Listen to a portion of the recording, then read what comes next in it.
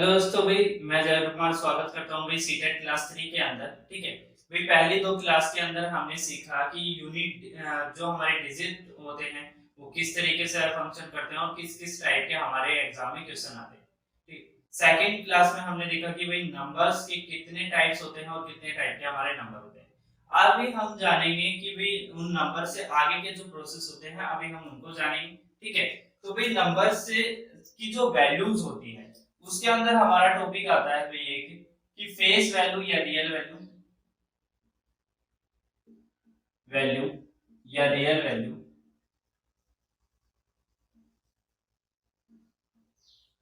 ठीक है, फिर फेस वैल्यू, रियल वैल्यू। अब रियल वैल्यू को ही कह देते हैं भाई हम प्लेस वैल्यू भी। ठीक है, तो रियल वैल्यू या प्लेस वैल्यू।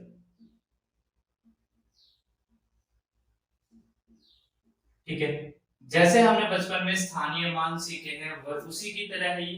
ठीक है, अब देखो फेस वैल्यू का क्या मतलब है। फेस वैल्यू का मतलब है कि जब हम किसी नंबर को सिर्फ उसकी आइडेंटिटी देखकर, उसका स्ट्रक्चर देखकर ही उसे पता लगा लेते हैं कि ये कौन सा नंबर है। ठीक है, जैसे अगर मैं आपसे कहूं कि भाई आप 5 लिखिए, तो ये क्या है, इसकी फेस वैल्यू है, क्योंकि हमने क्या किया, सिर्फ इसके स्ट्रक्चर को ही देखकर, इसके फेस को देखकर ही हमें पता लगा है कि ये वैल्यू जो है ये 5 है। ठीक है, अगर मैं लिखूं कि भाई ये वाली कौन सी वैल्यू होगी, तो ये क्या कहेंगे भैया कि ये 8 है।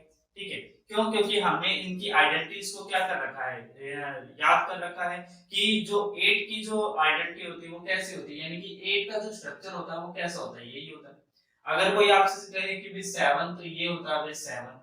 ठीक है, तो ये क्या है, इनकी फेस वैल्यूज है, यानी कि फेस से ही, यानी कि स्ट्रक्चर देखकर ही किसी की आइडेंटिटी बता देंगे। ठीक है, तो भाई जब भी अगर आप ह्यूमन के अंदर भी जब आप देखते हैं कि आप ही का कोई पड़ोसी या कोई आपका जानकार जब कहीं घूम रहा होता है और आप उसका फेस देखकर ही दूर से पता लगा लेते हैं, देखो वही पर्सन है जिसकी हम बात कर रहे हैं, या फिर कोई अमित है या हमारा पड़ोसी है, तो वो क्या हुई कि वो हमने सिर्फ उसका स्ट्रक्चर या फेस देखकर ही पता लगाया कि वो इंसान वही है। ठीक है, जैसे वो अमित ही है, वो अरुण ही है, ऐसे करके। तो इनकी नंबर्स के जब हम बात करते हैं तो ये इनकी क्या होती है, फेस वैल्यू। यानी कि अगर मैं आपको कहूं कि भाई 9 लिखकर दिखाइए, तो आप क्या लिखेंगे कि भाई ये 9। क्यों? क्योंकि हमने इनकी आइडेंटिटीज को, इनके स्ट्रक्चर्स को रिमेंबर कर रखा है कि जो 9 है वो इसी तरह का दिखता है। ठीक है, यानी कि 9 जो होता है या फिर 7 जो होता है वो इसी तरह का दिखता है। अब इसके बाद आती है भाई हमारी प्लेस वैल्यू या रियल वैल्यू, यानी कि एक्चुअल में जो हमारे नंबर लिखे जाते हैं उनके अंदर उन डिजिट की क्या वैल्यू है।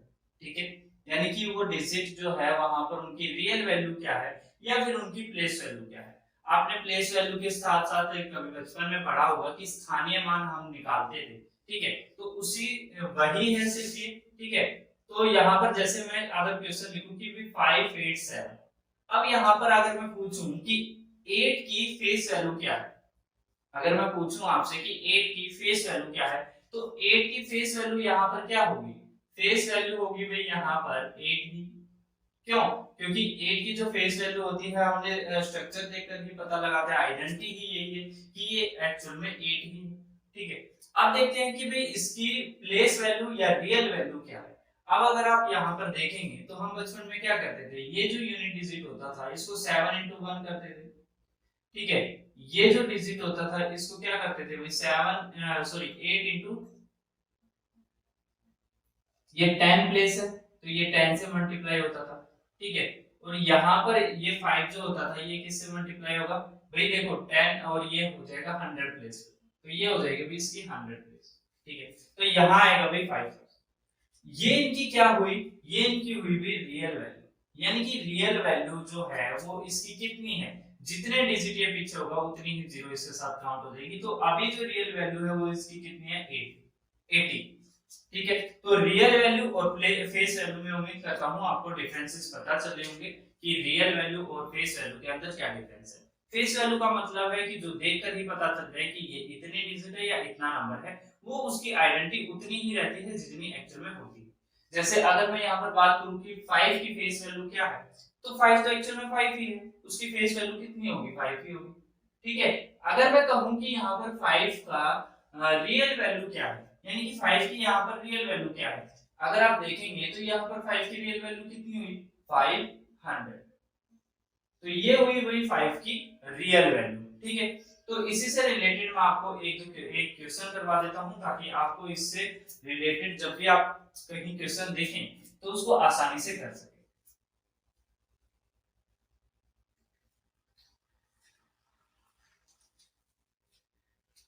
देखिए भाई, मान लीजिए यहाँ पर मैं एक नंबर लिखता हूं 12567, 12567। ठीक है, मैंने ये नंबर लिखा और मैं कहता हूं आपको कि मुझे रियल वैल्यू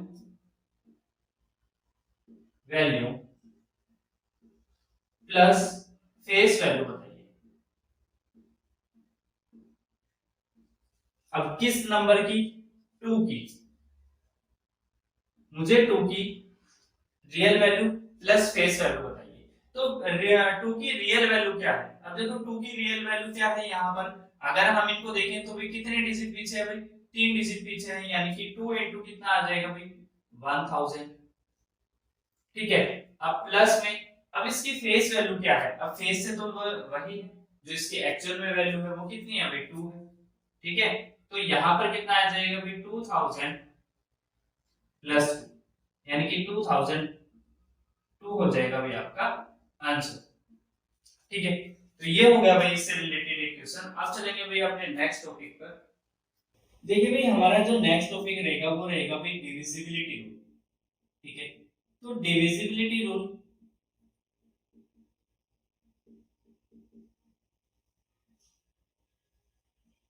क्योंकि हमें सबसे पहले क्या करना होगा कि डिजिट कौन सा नंबर किस वैल्यू को एक्चुअल में कैलकुलेट यानी कि कैंसिल कर पाएगा या नहीं कर पाएगा, प्रॉपर डिवाइड कर पाएगा या नहीं कर पाएगा। डिविजिबिलिटी रूल में जो हम पढ़ेंगे इसकी एक्चुअल में मैं वीडियो प्रॉपर बना चुका हूं एक, यहाँ पर मैं सिर्फ आपको रिवीजन टाइप करवाऊंगा इसकी, ताकि अगर आपको वहां से वीडियो देखनी हो तो आप वहां पर जाकर इसकी कंप्लीट वीडियो देख सकते हैं डिविजिबिलिटी रूल की। ठीक है, अब यहाँ पर देखो मैं आपको थोड़ी थोड़ी इसकी आइडेंटिटी दे देता हूँ। जैसे मान लो भाई 2 का है, 3 का है, 4 5 6 7 8 9 10। ठीक है, यहाँ पर हो गया हमारा 11। अब देखो डिविजिबिलिटी रूल, यानी कि कोई भी नंबर 2 से कब डिवाइड होगा, 3 से कब डिवाइड होगा, 4 से कब डिवाइड होगा, 5 से कब, 6 से कब, 7 से कब, 8 से कब, 9 से कब और 10 से कब और 11 से कब होगा। ठीक है, तो ये देखिए भाई, जब भी किसी भी वैल्यू के अगर अंत में 0 है, ठीक है, अंत में 0 है या फिर कोई इवन नंबर है, तो वो जो नंबर होगा वो 2 से कंप्लीटली हमेशा हमेशा डिवाइड होगा। ठीक है, चाहे आप कोई भी नंबर ले लीजिए, जैसे मैंने बोला कि भाई 20 है या 30 है। ठीक है, अगर मैं बोलूं भाई 48 है, अगर मैं बोलूं भाई 90 है या फिर 98 है, तो ये सभी नंबर क्या है, देखो इनके यूनिट डिजिट जो बने हैं वो क्या है 0 है, और यूनिट डिजिट के साथ साथ में जो भी नंबर 2 से डिवाइड होगा वो इवन नंबर होना चाहिए, तो ये भी सब क्या है इवन नंबर है। ठीक है, तो यानी कि ये सभी नंबर क्या होंगे 2 से एक्चुअल में डिवाइड होंगे। ठीक है, अब देखो 2 से रिलेटेड अब देखो 4 है, तो 4 को कर लेते हैं भाई साथ में। भाई देखो 2 की पावर कितनी होती है 4, अगर 4 को देखेंगे तो यहाँ होता है 2 की पावर 2, यानी कि देखो पहले इसमें 1 डिजिट देखो, अब इसमें क्या होगा, इसमें हमें लास्ट के 2 डिजिट होंगे, तो लास्ट 2 डिजिट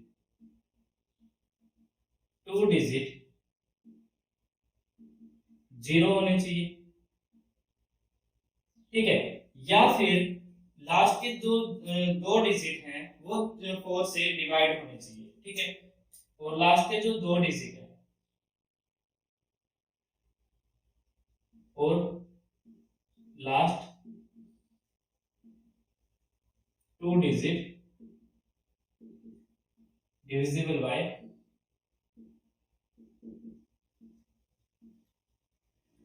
4।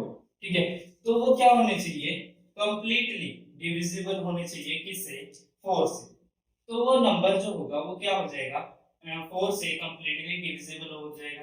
अब देखो भाई यहाँ पर आते हैं भाई 2 की पावर 3 पर, ठीक है। अब 2 की पावर 3 को देखेंगे, तो देखो भाई 2 की पावर 3 के अंदर भी क्या है भाई, यहाँ पर 1 था, यहाँ पर 2 हो गया, तो ये 2 की पावर 3 है, तो लास्ट 3 डिजिट, ठीक है। तो यहाँ आ जाएगा भाई लास्ट 3 डिजिट या तो 0 हो, ठीक है, या फिर लास्ट 3 डिजिट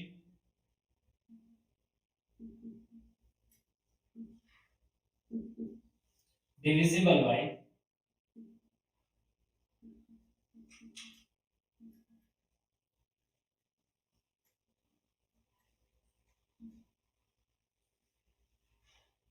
8, ठीक है। यानी कि या तो लास्ट में जो डिजिट है 3 डिजिट 0 होने चाहिए, ठीक है, या फिर लास्ट के जो 3 डिजिट बचे हुए हैं किसी भी नंबर के लास्ट के 3 डिजिट वो क्या होने चाहिए, वह 8 से कंप्लीटली डिविजिबल होने चाहिए। तो वो जो भी नंबर होगा वो क्या होगा, 8 से कंप्लीटली डिवाइड होगा, ठीक है। अब देख लेते हैं भाई, यहाँ पर हो गया। अब 10 में क्या है, 10 में तो आपको पता ही है कि लास्ट में 1 डिजिट क्या होनी चाहिए, 0 होनी चाहिए, ठीक है। तो लास्ट डिजिट शुड बी 0,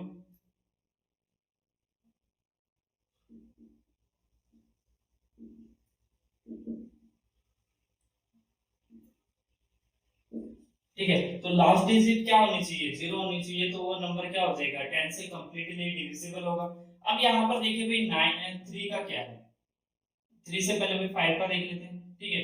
देखो 5 के अंदर क्या है, लास्ट डिजिट क्या होनी चाहिए, लास्ट डिजिट 0 या फिर 5, ठीक है। तो लास्ट डिजिट क्या होनी चाहिए, या तो 0 होनी चाहिए या फिर 5 होनी चाहिए, तो वो नंबर जो होगा वो 5 से कंप्लीटली डिविजिबल होगा। अब यहाँ पर अगर आप देखें तो भाई 3 को देख लीजिए, ठीक है। 3 में क्या है कि भाई जब भी सभी नंबरों का जोड़, यानी कि सॉरी, जो भी आपका नंबर है उसके सभी डिजिट का जो सम है उसका जो प्लस आएगा वो 3 से डिविजिबल होना चाहिए। जैसे फॉर एग्जांपल के तौर पर मैं आपको बता देता हूँ कि यहाँ पर एग्जांपल में मैं ले लेता हूँ भाई, जैसे मैंने लिया 141, ठीक है। अब ये नंबर 3 से डिविजिबल है या नहीं है, इसको चेक करने का सबसे अच्छा तरीका यही है कि आप क्या कीजिए, 1 + 4 + 1, तो कितना है भाई 6। अब 6 को क्या कीजिए, 3 से डिवाइड कीजिए, अब ये डिवाइड है कंप्लीटली, ठीक है। इसको डिवाइड करने पर हमें 2 मिला, लेकिन हमें सिर्फ देखना क्या है कि क्या ये कंप्लीटली डिविजिबल है या नहीं।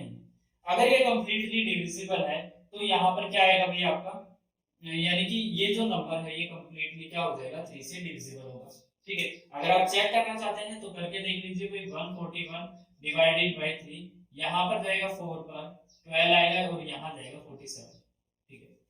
और एक और बात मैं आपके साथ बता देता हूँ कि अगर यहाँ पर कोई भी रिमाइंडर बचता है, कोई भी रिमाइंडर, जैसे मान लो अगर यहाँ पर मैं दूसरा कोई क्वेश्चन लेता हूँ,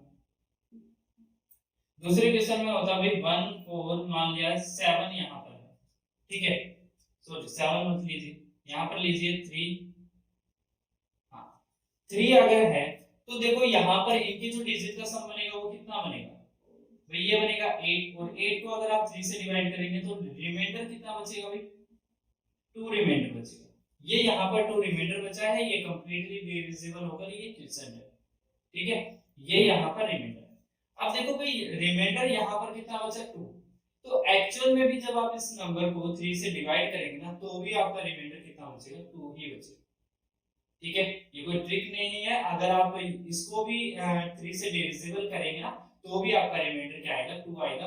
ये बात जब आप क्वेश्चन करेंगे ना तब वहां पर समझ आएगी कि इसका महत्व क्या रहेगा, ठीक है। तो इस चीज को भी साथ के साथ सीख कर चलिए कि यहाँ पर जो भी रिमाइंडर बचेगा वो एक्चुअल में भी उसी नंबर का रिमाइंडर होगा, ठीक है।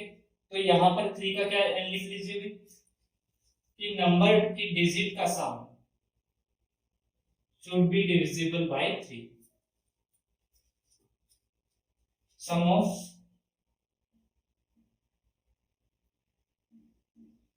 numbers digit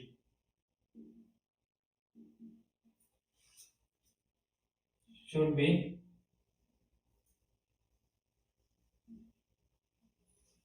divisible by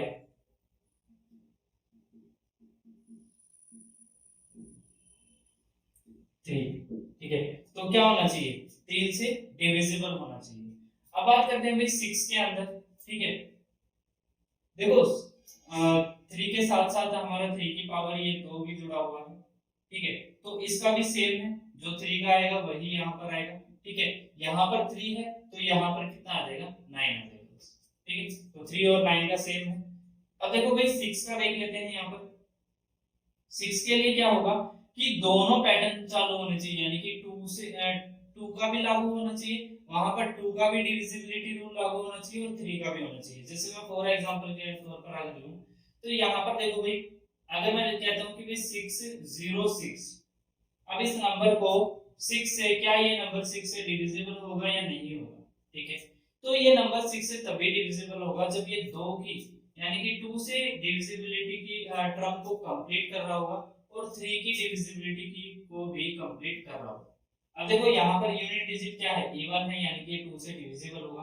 अब देखो दोनों का जो सम है वो कितना है भाई, 12 है, तो यानी कि ये 3 से भी डिविजिबल होगा, ठीक है। अगर ये 2 और 3 दोनों से होगा तो ये कंप्लीटली 6 से भी हो जाएगा, ठीक है। तो ये हो जाएगा इसका आंसर, ठीक है।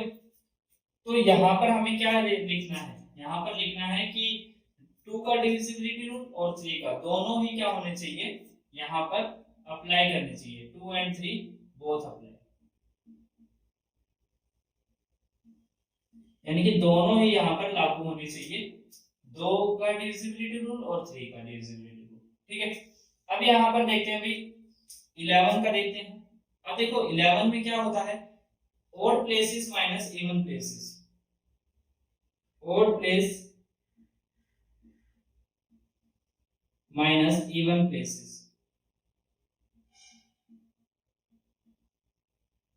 बराबर कितना आना चाहिए, या तो 0 या फिर 11x, यानी कि 11 का कोई भी मल्टीपल, ठीक है।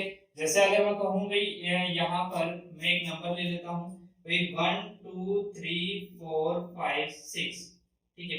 तो पूछता है कि भाई क्या ये नंबर 11 से डिविजिबल है या नहीं है। तो इसका चेक करने का तरीका क्या है, देखो odd places minus even places. तो देखो ऑड प्लेसेस यहाँ पर कितना बना, 4 5 9, तो ये हो गया 9 माइनस, अब यहाँ पर कितना बना 8 और ये कितना बना 14, तो ये होगा 14, ठीक है। अब यहाँ पर कितना आएगा भाई, देखो 14 और ये माइनस होकर आएगा -5, ठीक है। तो यानी कि 5 ना तो इसमें आया, ना तो 0 हुआ, ना ही -1 आया, तो यानी कि ये कंप्लीट नंबर भी 11 से क्या नहीं होगा, डिविजिबल नहीं होगा, ठीक है। आप इवन प्लेसेस को आगे रख सकते हैं और प्लेसेस को पीछे रख सकते हैं, इससे कोई फर्क नहीं पड़ेगा, क्योंकि यहाँ पर सिर्फ हमें क्या देखना होता है, डिफरेंसेस देखने होते हैं। अगर आपका माइनस में डिफरेंस आ रहा है तो भी कोई दिक्कत नहीं है, सिर्फ 11 का क्या होना चाहिए, कोई ना कोई मल्टीपल होना चाहिए, ठीक है।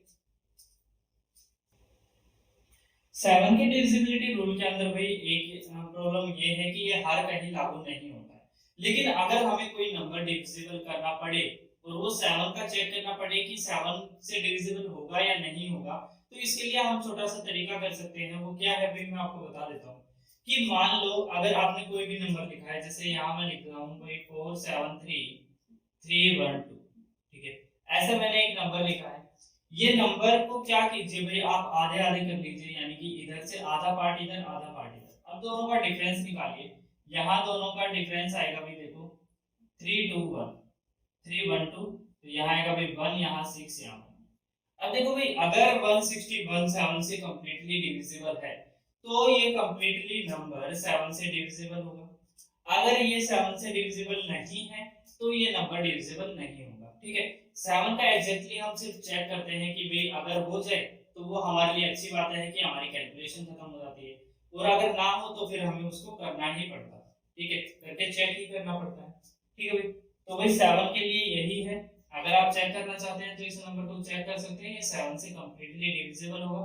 देखिए भाई यहाँ 7, ठीक है, यहाँ 42 और तो 4 यहाँ आएगा भाई 5, ठीक है, यहाँ आएगा भाई 49, तो यहाँ आएगा भाई आपका 4, यहाँ 1 रिमाइंडर बचेगा, तो यहाँ 7 और यहाँ बचेगा भाई 4 और यहाँ बचेगा 4 और यहाँ हो जाएगा 6 से डिविजिबल, ठीक है। तो ये कंप्लीटली ये जो नंबर है ये कंप्लीटली 7 से डिविजिबल है, ठीक है। अगर कोई कहीं नंबर आता है कि क्या ये नंबर 7 से डिविजिबल है या नहीं है, तो उसकी चेकिंग हम कैसे कर सकते हैं, सिर्फ उसके क्या आधे नंबर को इधर कर लीजिए, आधे नंबर को उधर कर लीजिए। अगर उस नंबर की जो डिजिट है वो एक इवन नंबर में है, यानी कि 2 4 6 8 ऐसी कोई संख्या है, तो उनका सिर्फ क्या कीजिए, डिफरेंस को 7 से डिविजिबल करिए। अगर उसका डिफरेंस 7 से कंप्लीटली डिविजिबल हो जाता है, तो वो नंबर भी 7 से डिविजिबल होगा, ठीक है। तो ये हो गई भाई हमारी डिविजिबिलिटी रूल, जिसका मैंने थोड़ा सा रिवीजन करवा दिया है, ठीक है। और बाकी अगर कोई इससे ज्यादा पढ़ना चाहता है डिविजिबिलिटी रूल के अंदर, तो वो मेरी वीडियो जाकर भी देख सकता है, ठीक है भाई। अब हम करेंगे भाई रिपीटेड डिजिट, यानी कि जो भी डिजिट रिपीट होती है उनके आंसर क्या हो सकते हैं, ठीक है। जैसे मैं कहूं कि भाई एक ही डिजिट को मैंने 3 टाइम क्या किया, रिपीट किया, तो बताइए वो जो डिजिट बनी वो किससे हमेशा डिविजिबल होगी।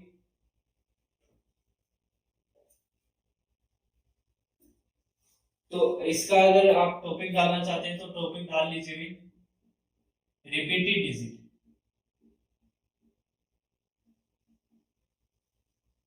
ठीक है।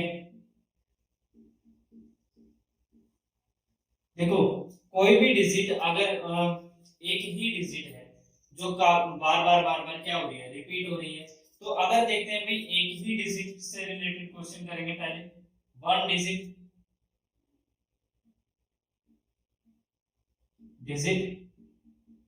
रिपीट 3 टाइम, ठीक है।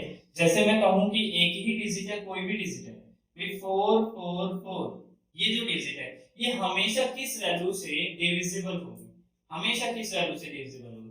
तो देखो भाई यहाँ पर अगर देखो एक ही डिजिट बार बार रिपीट है, अगर यहाँ पर ऑप्शन में एक ही है, वन ही है, तो यहाँ पर आप क्या कीजिए, आप वन की बात की है तो पहले जो रिपीट हो रही है उसी डिजिट से क्या कीजिए, इसको डिवाइड कीजिए। डिवाइड करने पर जो आपको वैल्यू मिली, अब इस वैल्यू के फैक्टर देखिए, इस वैल्यू के जो फैक्टर आएंगे वो आएंगे 37 इंटू 3, ठीक है। यानी कि ये जो वैल्यू है 3 टाइम जो रिपीट हुई है, इसको हमेशा कौन कौन सी वैल्यू डिवाइड करेगी, हमेशा करेगी भी यहाँ पर, अगर वो एक इवन नंबर में है, देखो ये एक इवन नंबर में है, तो यहाँ पर क्या आ जाएगी, जो डिजिट रिपीट हो रही है वो तो हमेशा करेगी ही करेगी, तो यहाँ पर जैसे भाई 4 करेगी, ठीक है, 37 भी करेगी, 3 भी करेगी, और इनसे जुड़ी 111 भी करेगी। तो इसके जो फैक्टर बन जाएंगे वो ये बन जाएंगे, ठीक है। जो डिजिट रिपीट होती है वो तो एक्चुअल में करती है, उसके अलावा भी जो फैक्टर बनते हैं वो ये बनते हैं, ठीक है। अगर आप करना चाहते हैं तो 37 3 से कितना होगा, 311, ठीक है। अब क्वेश्चन करेंगे भी एक ही डिजिट, यहाँ तो हमने एक ही डिजिट से, अगर 2 डिजिट होती और 3 टाइम रिपीट हो रही होती तो कैसे होगा। अब देखिए अगर 2 डिजिट हमारे रिपीट हो रही है किसी भी क्वेश्चन के अंदर कि भाई 2 ही डिजिट को 3 टाइम क्या कर दिया गया है, रिपीट कर दिया गया है। मैं मान लेता हूं भाई मेरे पास जो डिजिट है वो है 70 या 81 मान लीजिए, ठीक है। 81 एक डिजिट है, ये जो 2 डिजिट है मैंने इन्हीं को क्या किया है, 3 टाइम रिपीट किया है। तो बताइए इसके जो, यानी कि ये जो वैल्यू बनेगी, जो वैल्यू इससे बनेगी जो कि है ये 3 टाइम रिपीट होकर 81 81 81, तो ये वैल्यू हमेशा डिविजिबल होगी किस वैल्यू से। तो देखिए भाई यहाँ पर देखिए भाई मैंने आपको बताया था कि देखो करना क्या है भाई, देखो 2 डिजिट रिपीट हो रही है, तो 2 डिजिट यानी कि 81 से क्या कर दीजिए, इसको डिवाइड करिए, 81 से डिवाइड करेंगे तो यहाँ आएगा 10101, ठीक है भाई। अब देखो भाई ये जो वैल्यू बनी, इस वैल्यू को दोबारा डिवाइड कीजिए, दोबारा डिवाइड आप किस किस वैल्यू से कर सकते हैं, देखो 1 2 3 3 है इनका सम, तो अभी डिविजिबिलिटी रूल में बताया कि 3 जिसका सम होता है वो 3 से तो डिवाइड होगा ही होगा, तो यहाँ से 3 से डिवाइड होगा तो 3 3 जा 9 3 3 जा 9 और 3 6 और 7, ठीक है, ये हो जाएगा। अब देखिए भाई, देखिए क्या ये वैल्यू और किस वैल्यू से डिविजिबल हो सकती है, तो यहाँ पर आप देखेंगे तो ये वैल्यू 7 से डिविजिबल है, ठीक है, 7 4 जा और 7 8 जा और 7 ठीक है। अब जो ये वैल्यू बनी है, ये वैल्यू किस वैल्यू से डिविजिबल होगी, ये होगी भाई 13 से, ठीक है। यहाँ आएगा 13 3 और 13 7। अब 13 7 क्या है, 37 क्या है, एक प्राइम नंबर है, तो जो कि इसका कोई फैक्टर नहीं बनेगा। ठीक है, यानी कि ये जो वैल्यू बनी, कोई भी 3 टाइम रिपीट होने वाली जो भी वैल्यू होगी वो अपनी वैल्यू से तो होगी होगी डिविजिबल, यानी कि अपनी वैल्यू के उसके जो भी फैक्टर बनेंगे उनसे तो होगी होगी। उसके अलावा ये एक नंबर आप देख सकते हैं कि इस नंबर से डिविजिबल होगी होगी। अगर ये नंबर नहीं है क्वेश्चन के अंदर, यानी कि ऑप्शन के अंदर आपको ये वैल्यू नहीं दी गई है, तो आप इनमें से किसी भी फैक्टर को अपना आंसर दे सकते हैं। यानी कि इसका फैक्टर 3 7 13 37, यानी कि इन वैल्यू से भी क्या होगी, ये वैल्यू डिविजिबल होगी। ठीक है भाई, तो ये तो हो गया भाई एक दो ही डिजिट, एक डिजिट का सीखा, दो डिजिट का सीखा। अब तीन डिजिट का सीखते हैं, 2 टाइम रिपीट या 3 टाइम रिपीट जो भी है। ठीक है, देखिए भाई यहाँ पर देखिए भाई अब आएगा भाई 3 डिजिट। ठीक है, तो 3 डिजिट कोई भी हो सकती है, जैसे मैं कहूँ भाई 1 2 3 और 1 2 3। तो बताइए भाई ये 3 डिजिट है जो कि 2 बार रिपीट है, तो बताइए इनका ये जो वैल्यू बनी है ये हमेशा किस वैल्यू से डिविजिबल होगी। तो यहाँ पर अगर आप देखेंगे तो भाई देखो, मैंने आपको बता रखा है कि जो वैल्यू रिपीट हो रही है उसी वैल्यू से आप क्या कर दीजिए, इसको सबसे पहले डिवाइड करिए। अब यहाँ पर आपको क्या मिलेगा भाई 1, और देखो 2 बार 0 जाएगी तो यहाँ आएगा भाई 1 0 0 1।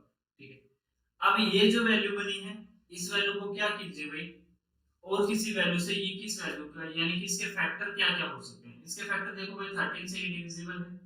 ठीक है, 13 यहाँ पर जाएगा भाई 7 पर, 91 आएगा, यहाँ से 9 और 7। ठीक है, अब इसका जो फैक्टर निकलेगा वो 7 निकलेगा, 11 हो गया। अब इसका जो फैक्टर बनेगा वो कितना बनेगा भाई यहाँ पर 11। ठीक है, यानी कि ये जो वैल्यू है ये अपनी वैल्यू से तो होगी होगी। अब देखो इसकी वैल्यू का जो सम बन रहा है वो कितना बन रहा है 1 2, यानी कि 6 बन रहा है। अब 6 तो किससे डिविजिबल हो सकता है, 2 से भी हो सकता है और 3 से भी हो सकता है। यानी कि इस वैल्यू के जो फैक्टर बनेंगे वो क्या बनेंगे 2 3 13 7 और 11, यानी कि ये इन सभी वैल्यू से क्या हो जाएगी डिविजिबल। कभी कभी क्वेश्चन में ऑप्शंस में ये वैल्यू ना देकर डायरेक्ट एक वैल्यू दे दी जाती है 1001। ठीक है, तो ये भी आपका क्या हो जाएगा, आपका आंसर हो जाएगा। ठीक है, अदरवाइज इनके अगर फैक्टर दे तो भी आपका आंसर लगाने हैं कि जो इनके फैक्टर हैं उनसे भी ये वैल्यू क्या है, कंप्लीटली डिविजिबल। ठीक है भाई, उम्मीद करता हूँ आपको ये वीडियो अगर समझ आ रही है और अच्छी लग रही है, तो जो भी आपका फ्रेंड या जो भी आपके भाई बहन हैं अगर वो सीटेट की प्रिपरेशन कर रहे हैं तो उनको जरूर सेंड कीजिए, ताकि उन तक फ्री में ये कंप्लीट मैथ बैच पहुंच जाए और वो अपनी प्रैक्टिस को अच्छे से कर सके। ठीक है, अब देखो भाई यहाँ पर हमने 3 टाइम का देखा, 3 टाइम, सॉरी यहाँ 3 टाइम था, यहाँ 2 टाइम कर लीजिए क्योंकि ये 2 टाइम रिपीट है। अगर यही वैल्यू 3 टाइम रिपीट होती तो यही जाता भाई 1001 और फिर 001, तो इस वैल्यू के फैक्टर निकालने होते हैं। हमें सिर्फ क्या चेक करना है कि इनके जो फैक्टर बनेंगे वो क्या क्या बनेंगे। ठीक है, और मेनली आप किनको याद कर लीजिए 1001 हो गया। ठीक है, अभी मैं और करवाऊंगा, इनको भी साथ के साथ आप नोट्स बना सकते हैं अपने। देखो 2 डिजिट की वैल्यू अगर 2 ही बार रिपीट हो तो क्या करेंगे भाई, 2 टाइम रिपीट 2 डिजिट।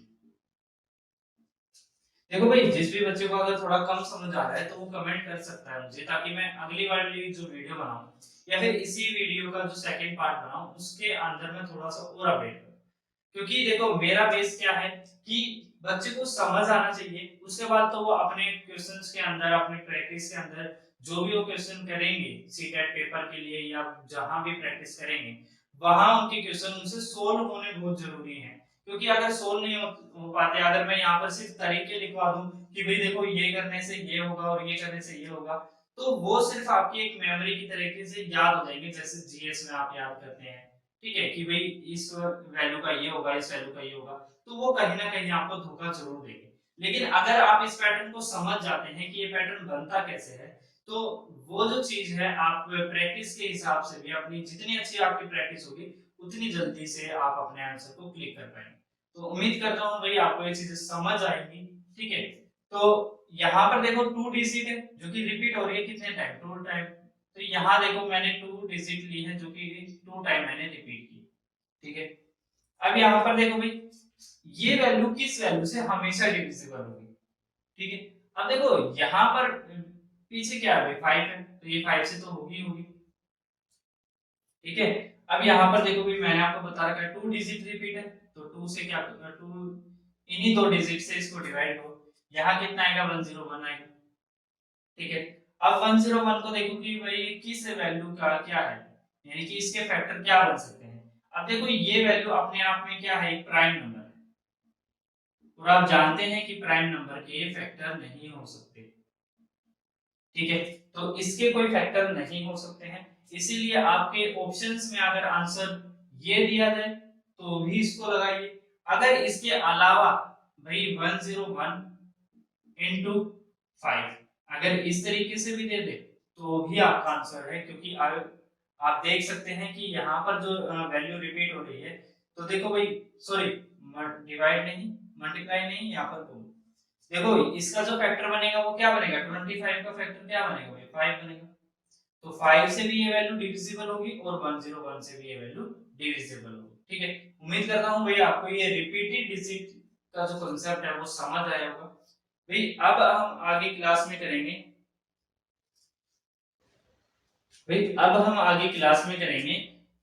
अपने नेक्स्ट कॉन्सेप्ट को, जहां पर हम सीरीज से कोई क्वेश्चन करेंगे, ठीक है, और अदर क्वेश्चंस को भी हम वहां पर करेंगे। वे जो भी आपकी यूनिट डिजिट होती है, ठीक है, यूनिट डिजिट से रिलेटेड जो भी आपका कंसेप्ट है उसको हम क्लियर करेंगे, और जैसे जैसे क्वेश्चन आते हैं वहां से हम क्लियर करेंगे। अब देखिए भाई यहाँ पर एक इंपॉर्टेंट टॉपिक ये रह जाता है रिमाइंडर थ्योरम। देखो रिमाइंडर थ्योरम का टॉपिक काफी बड़ा होता है, इसकी मैंने एक वीडियो बना रखी है जिसको मैं सीटेट 3.1 करके एक नाम दे दूंगा, ठीक है।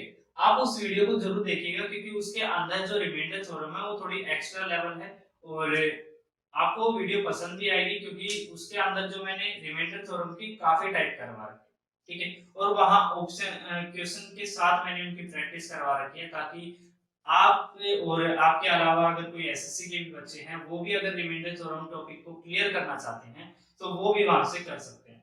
तो उम्मीद करता हूँ भाई आज की क्लास आपको समझ आई होगी, आपको अच्छी लगी होगी। तो थैंक यू।